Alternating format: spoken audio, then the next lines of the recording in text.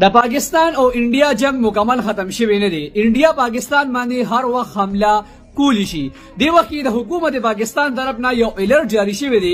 تاسو سره شریکوم خو دا ویډیو لازم مخکې شیر کړئ چې ټول ته ورسي او ټول احتیاط وکړي.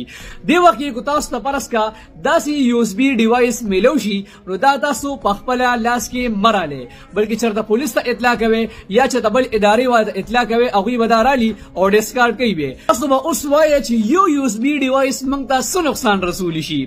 ګوره حمله یوازې د ډیسکټاپ څخه کم نه ده.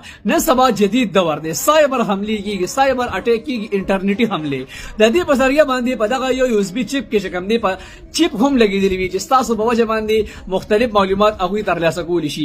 یا پرس کنده تاسو په کم دی انټرنیټ سره استعمال کې د دې په ذریعہ هغه تاسو هر قسم معلومات کم دی حاصلول شي. اوس کم دی دا ډیوایس څنګه دلته رالل کله چې د پاکستان او انډیا سیز فایر کېده اعلان کېده د هغې نه لږ ساعت مخکې انډیا طرف د خپل طرف نه ډرونز چې کوم دی پاکستان ته راخوشي کړي وو. د سیز فایر نه پس هغه ډرونز چې کوم دی پاکستان ته رسېدلي دي او په مختلف ځایونو کې دغه یو اس بي ډیوایس چې کوم دی غورځولي دي. د ډېرو ځایونو کې چې کوم دی دا حکومت پاکستان د بلاس ورغلي دي او د هغې نه پس دا الرټ جاري شوی دی. نو تاسو دا میسج چې کوم دی خپل ملګرو سره لازم شیر کړئ. ډېره مهرباني.